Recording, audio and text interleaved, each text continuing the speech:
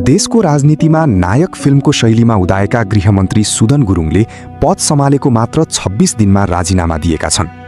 आफूमाथि उठेका आर्थिक पारदर्शिताका प्रश्नहरूपछि उनले नैतिकताको आधारमा राजीनामा दिएको घोषणा गरेका हुन्। विगतका सरकारहरूमा रमेश लेखक जस्ता मन्त्रीहरूमाथि गम्भीर आरोप लाग्दा पनि राजीनामा नदिने निर्लज्जता देखिएको सन्दर्भमा गुरुङको यो कदमलाई जेनजी सरकारको नयाँ मानक मानिएको छ। यसले बालेन शाह नेतृत्वको सरकार सुशासन र जवाफदेहिताप्रति कति कठोर छ भन्ने सन्देश दिएको छ। तर यो राजीनामाको भित्री कथा के हो? के यो साँच्चै नैतिकता हो वा बढ्दो दबावको परिणाम? सुदन गुरुङको बहिर्गमनको मुख्य कारण विवादित व्यवसायी दीपक भट्टसँगको सम्बन्ध र अघोषित शेयर कारोबार बनेको छ। प्रहरी हिरासतमा रहेका बिचौलिया मानिने भट्टसँग जोडिएका स्टार माइक्रो र लिबर्टी इन्स्योरेन्स कम्पनीहरूमा गुरुङको 12,500 किता शेयर रहेको तथ्य सार्वजनिक भएको छ।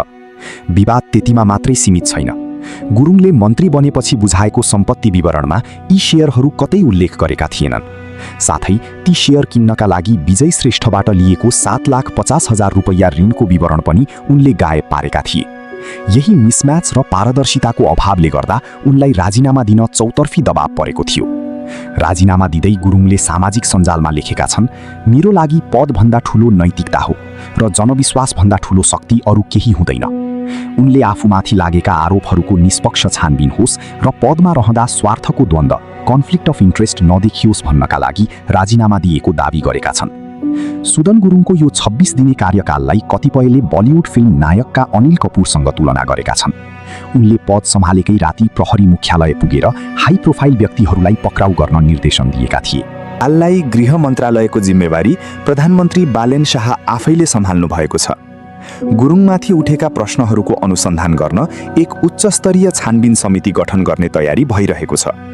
यदि छानबिन समितिले उनलाई सफाई दियो भने उनी फेरि कार्यकारी पदमा फर्कने ढोका खुला रहनेछ। तर दोषी पाइएमा भने उनले कानुनी कारबाही भोग्नुपर्नेछ। सुदन गुरुङको राजीनामाले नेपाली राजनीतिमा एउटा नयाँ बहस छेडिदिएको छ कि प्रश्न उठ्दैमा राजीनामा दिनु नै सुशासनको आधार हो। अब सबैको नजर बन्ने छानबिन समिति र त्यसको निष्पक्षतामा अडिएको छ।